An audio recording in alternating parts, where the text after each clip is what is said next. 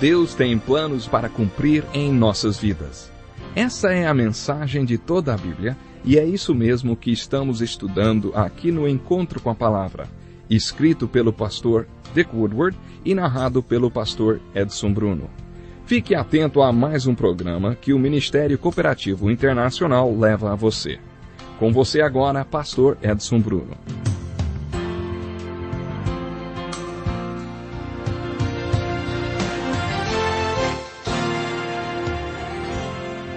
Seja bem-vindo ao nosso Encontro com a Palavra de hoje. É hora de retomarmos o estudo versículo por versículo do Evangelho de João. Pegue sua Bíblia e abra no capítulo 5. Hoje estudaremos a partir do versículo 17. Mas antes de iniciarmos, vamos recapitular algumas coisas que vimos em programas anteriores. O capítulo 5 de João inicia uma nova sessão dentro desse Evangelho. É nesse capítulo que começa uma discussão acirrada entre Jesus e os líderes religiosos. Essa discussão começa no capítulo 5 e vai até o capítulo 8, apesar de sofrer algumas interrupções e mudanças de cenários. Nesses capítulos podemos observar que Jesus declara para os líderes religiosos quem ele é, o que ele é e por que ele veio ao mundo. Como já destaquei, no final deste diálogo, no final do capítulo 8, alguns creram em Jesus e alguns outros tentaram apedrejá-lo. Esta foi uma escolha que Jesus deu a eles e que também dá a nós. Você está lembrado da lição de casa que eu passei? Pedi que você anotasse as declarações que Jesus fez a respeito dele mesmo nesses 4 capítulos. Eu desafiei a examinar todas as declarações de Jesus a respeito dele mesmo, sobre quem e o que ele é e por que ele veio ao mundo, e então decidir se você vai escolher fazer dele o Senhor da sua vida ou se vai ignorar tudo isto. C.S. Lewis diz que podemos fazer a seguinte escolha. Podemos chamar Jesus de Senhor, ou podemos dizer que ele é um mentiroso e o maior impostor que o mundo já conheceu, ou podemos dizer que ele é um tipo lunático. Você fez essa lição de casa? Preparou esta lista das declarações que Jesus fez a respeito dele mesmo? Se ainda não fez, faça e decida o que Jesus será para você. Nos 16 primeiros versículos do capítulo 5, temos o relato de uma cura. É uma história muito bonita. Vou revisar essa história para aqueles que perderam essa aula. Havia uma grande multidão de fracos e doentes amontoados próximos às 5 portas que rodeavam um poço. O poço chamado Betesda, ou o tanque de Betesda. Quando Jesus se aproximou do templo, não pôde simplesmente ignorar toda aquela multidão de necessitados e começou a caminhar entre eles até que encontrou o mais debilitado de todos. Ele curou esse homem, talvez porque, na verdade, ele já tivesse perdido as esperanças de ser curado ali no tanque de Betesda. Havia uma superstição que dizia que o primeiro que mergulhasse nas águas deste tanque, depois que elas tivessem sido agitadas por um anjo, seria curado. Falamos sobre esta multidão de fracos e doentes ser uma figura da Igreja de Jesus Cristo hoje, na grande maioria. É a igreja hoje, feita de fracos, doentes. E você faz parte desta igreja? Console-se em saber que, no Apocalipse, Jesus aparece no meio da sua igreja. Jesus é aquele que caminha entre a multidão de fracos e doentes. Aqueles que professam ser a igreja de Jesus. E olha, ele procura pelo mais fraco de todos. Foi isso que Jesus fez. Talvez Jesus esteja procurando por você, não é? Pode ser que, quando encontrá-lo, ele faça a você a mesma pergunta que fez para aquele homem, lá no tanque de Betesda, o homem que foi curado. Jesus perguntou, você quer ser curado?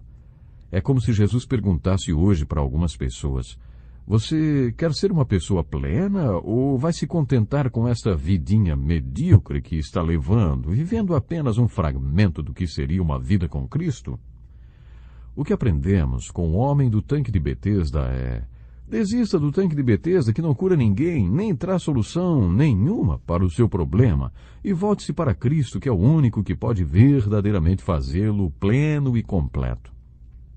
Venha para Jesus como você está, com toda a sua fraqueza, porque Ele o convida para vir do jeito que você está.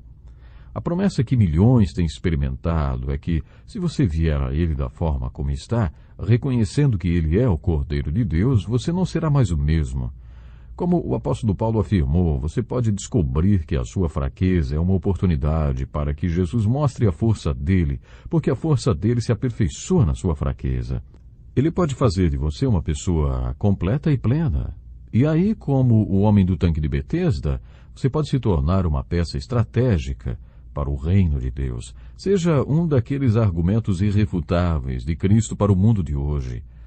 A pessoa feita plena por Jesus é um dos seus testemunhos mais fortes para o mundo. A maior evidência de quem Deus é o ser humano em quem Deus fez uma obra grande, tão grande que o mundo simplesmente não consegue negar. Vimos que esse homem se tornou o pivô da acirrada discussão entre Jesus e os líderes religiosos, que durou do capítulo 5 até o capítulo 8. Observe todas as declarações que Jesus fez durante esse diálogo. A partir do versículo 17, lemos o seguinte: Disse-lhes Jesus, meu Pai continua trabalhando até hoje, e eu também estou trabalhando. Por essa razão, os judeus mais ainda queriam matá-lo, pois não somente estava violando o sábado, mas também estava dizendo que Deus era o seu próprio Pai, igualando-se a Deus. Observe um fato especial nestes 4 capítulos. Os líderes religiosos não tinham dúvidas sobre o que Jesus estava alegando ser. Jesus declarou explicitamente que era Deus. No princípio, era aquele que é a palavra. Ele estava com Deus e era Deus. João declarou no primeiro versículo deste evangelho. Em todo o evangelho de João, lemos declarações de Jesus afirmando que é Deus. Não há dúvidas de que os judeus engajados nessa discussão com Jesus sabiam exatamente quem e o que Jesus alegava ser e por que estava nesse mundo. O texto de João conta que, por essa razão, os judeus mais ainda queriam matá-lo, pois não somente estava violando o sábado, mas também estava dizendo que Deus era seu próprio Pai, igualando-se a Deus.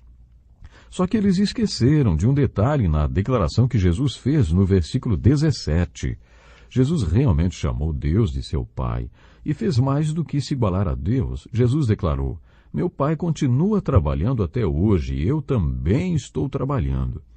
Jesus se igualou a Deus? Bom, sim, mas não apenas porque chamou Deus de Pai, ou Deus de seu Pai.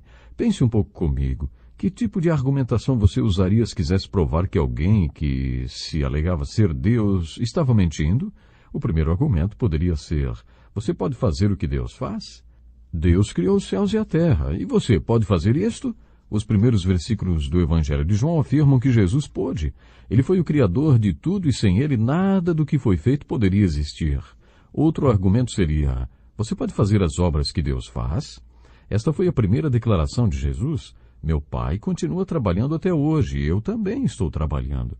No versículo 19, Jesus afirmou, Jesus lhes deu esta resposta, assim está escrito, eu lhes digo verdadeiramente que o Filho não pode fazer nada de si mesmo.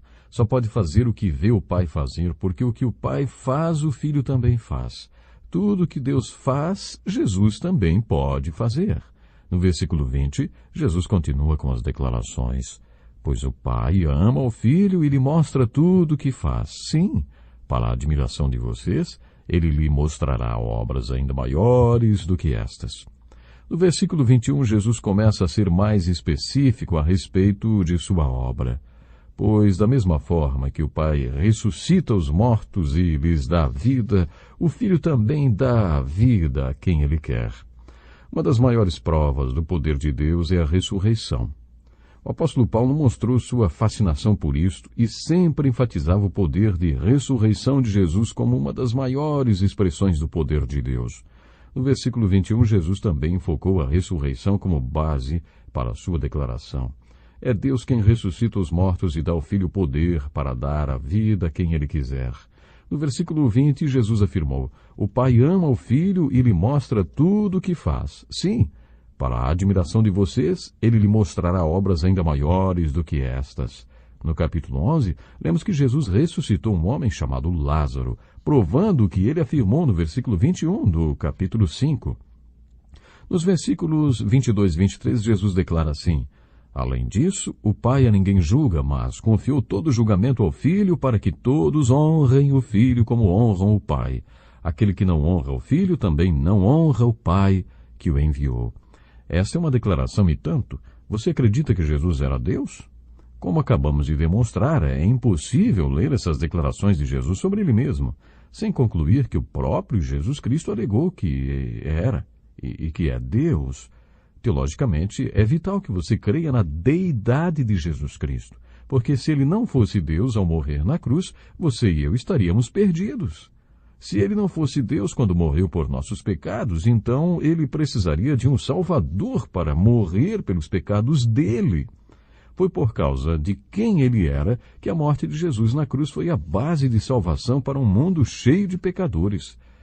É de vital importância para todos nós que confessemos que Jesus é o nosso Salvador, Senhor e Deus.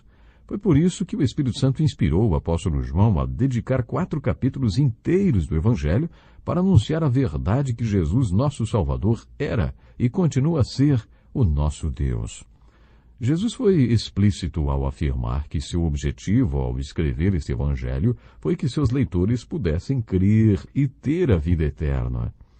Com este objetivo, João registrou esta discussão de Jesus com os líderes religiosos. Ele queria que você e eu fizéssemos a mesma confissão de fé registrada no capítulo 20, quando o apóstolo Tomé afirmou: Senhor meu e Deus meu. Como constataremos nos próximos programas, existem muitas outras verdades nos capítulos 5, 6 e 7 e 8 também deste Evangelho. Mas agora quero parar um pouco e desafiá-lo com esta pergunta. Preste atenção. Você acredita que nosso Salvador Jesus Cristo é Deus e deve ser nosso Senhor e Salvador? Se você confia em Jesus como seu Salvador, mais ainda não o coroou como Senhor da sua vida, então faça isso agora. Diga a Jesus que você quer que Ele seja o Senhor da sua vida e que, a partir desse momento, você entrega o controle da sua vida para Ele. Você pode fazer isto como o apóstolo Paulo fez.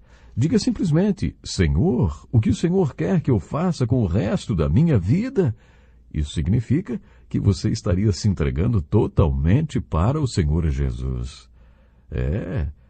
O grande Paulo, antigamente chamado Saulo, quando ele se entregou para o Senhor, ele fez essa pergunta: Senhor, o que o Senhor quer que eu faça com o resto da minha vida? Estava pronto para depositar tudo para o Senhor Jesus. Entregando-se completamente para o Mestre. Nos próximos programas continuaremos a estudar em detalhes as verdades contidas no Evangelho de João. Para mim vai ser uma alegria muito grande poder contar com você no próximo encontro com a Palavra. Portanto, se programe e vamos continuar estudando a Palavra de Deus. Deus te abençoe e até lá.